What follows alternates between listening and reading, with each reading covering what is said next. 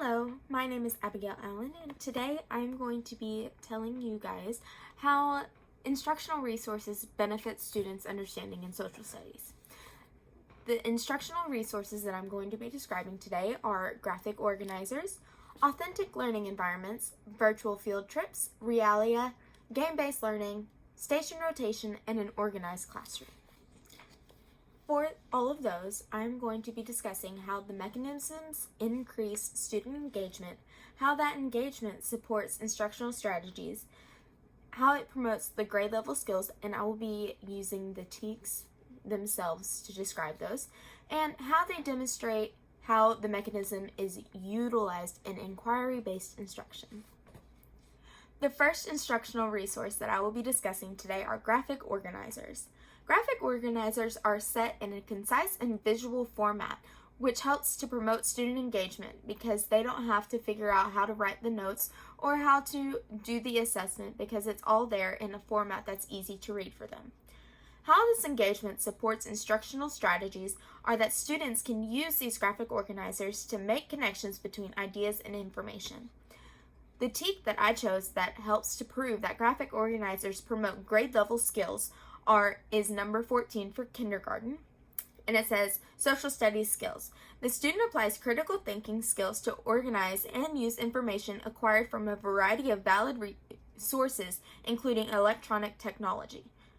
And I chose C, which is sequence and categorize information. Graphic organizers help to sequence and categorize information in a visual and easy to read format. And how this mechanism is utilized in inquiry-based instruction is that it can be used as a way to evaluate your students and how they are progressing because it's on a piece of paper and they can just turn in those graphic organizers and you can see how they are doing in that. The second instructional resource that I will be discussing is authentic learning. And a mechanism of authentic learning that helps to increase student engagement is that it uses real-life problems within the lessons. These are problems that students can relate to, and students become invested in what they are learning because it applies to them in their community, which is how the engagement supports instructional strategies. The TEK that I chose for this one is number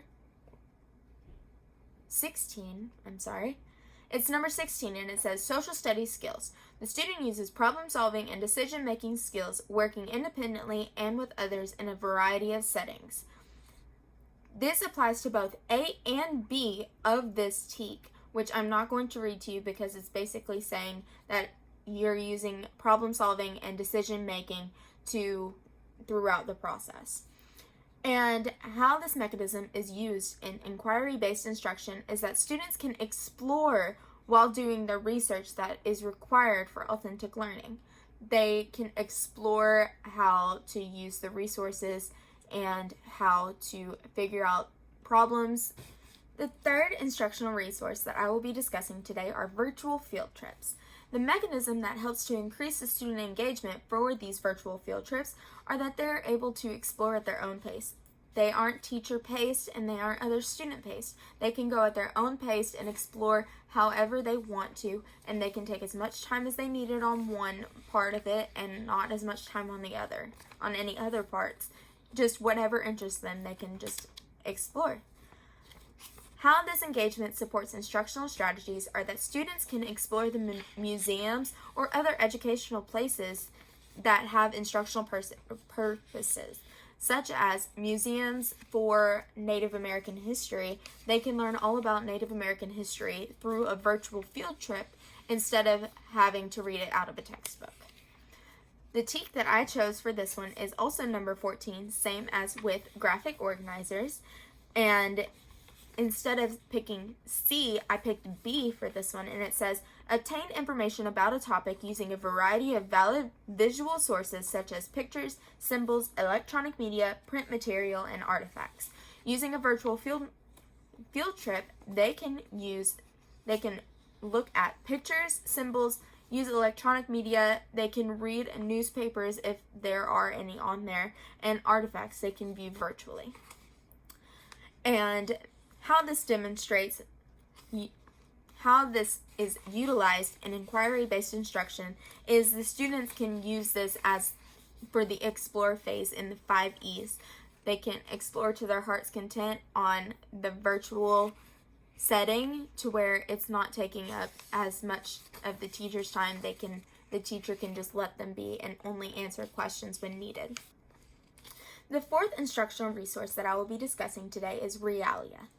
And for this, the mechanism that increases student engagement is that Realia can cause students to become curious about what you're bringing into the class, whether it be in a box or a bag. It's a mystery to them, which makes them want to know more and become engaged in the activity. How this engagement supports instructional strategies is that students want to learn more about what is in the box or in the bag, and they become curious about what that has to do with whatever they're learning today, so they become more engaged in the instruction. The TEK that I chose for this is number 15. Again, these are all in the kindergarten category of social studies, and it is social studies skills. The student communicates in oral and visual forms. And I chose letter B, which is create and interpret visuals, including pictures and maps. Now, this is more on the interpret side of that because they're interpreting visuals of physical objects, as well as you can have a map in there, and you can have a picture of a state if you're learning about states. You can do whatever you want with Realia. And how this demonstration can be used in inquiry-based instruction is that it can be used as an engaging activity for the students. It can be at the beginning of class and take maybe 5 or 10 minutes to do. The fifth instructional resource that I will be discussing today is game-based learning. How game-based learning can be used to increase student engagement is that students are in charge of their own learning. They're in charge of what they research, they're in charge of how they play out in Historia and all of that, how they play their game, basically. And how this engagement supports instructional strategies is that the students have to do research in order to be able to participate and succeed in the game. They don't just get in for free, they have to do research. And the TEK that I chose is the exact same as authentic learning, about problem solving and decision making, because both of those you have to be able to, you're solving real world problems for authentic learning, and for game-based learning you're solving problems in a simulation that is similar to what happened in history. And how this mechanism is utilized in inquiry-based instruction is that this can be used for an explore or an explain. The sixth instructional resource that I will be discussing today is station rotation. How stations increase student engagement are that the students are rotating every 20 or so minutes, so the students understand that they don't have that much time to finish what they are working on in that station, so they are engaged in what they're doing so that they can finish before the time runs out.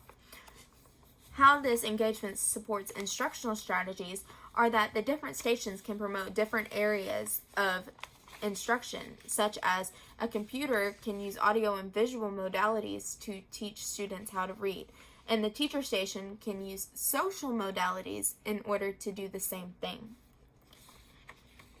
The TEK that I used for this one is all of them, actually, because all of the TEKs can be incorporated into each of these centers, such as one center can be over critical thinking, and one of them can be over oral and visual forms of education, and another can be about problem solving and decision making. It's limitless on how to use stations, because stations aren't set in stone, so they can be changed and modified to promote different TEKs in different areas of need of instruction. And how this is utilized in inquiry-based instruction is that this is all student-centered. The seventh and final instructional resource that I will be discussing today is having an organized classroom. How can having an organized classroom help promote student engagement, you might ask? Well, everything in an organized classroom has a place, and most of the time it's in its place unless it is being used. So, This helps students to focus on what they are using instead of what is lying around if it's in a disorganized class, because there would be stuff everywhere and they would get distracted with, ooh, shiny, and ooh, a pencil, stuff like that. So if everything is in its place, then students can focus on what's in front of them because that's out of place. How this engagement supports instructional strategies is that the students can become responsible for their items, such as having a box of their supplies that they put up and take out each day. This can teach them to clean up after themselves and put things back where they go.